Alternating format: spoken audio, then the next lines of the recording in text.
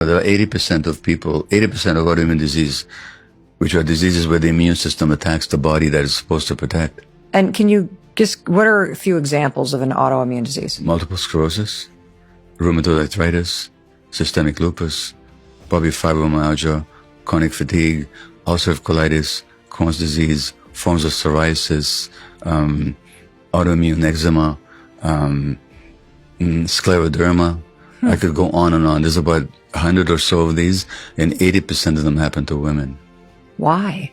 Well, so in my medical practice, I began to notice, and here's my advantage over my specialist colleagues, is that they know a lot more about certain body parts and systems, as they should, but they don't know the patient.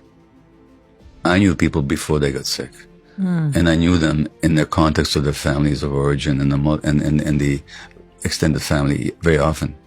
So I got to see who got sick and who didn't. And when I was in palliative care, again, I saw who ended up in palliative care and who didn't. And these people had 4 significant characteristics.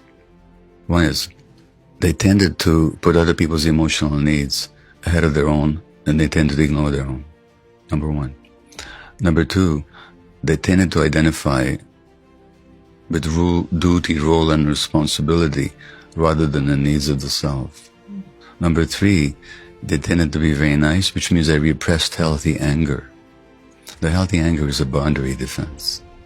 And these people tend to be very nice.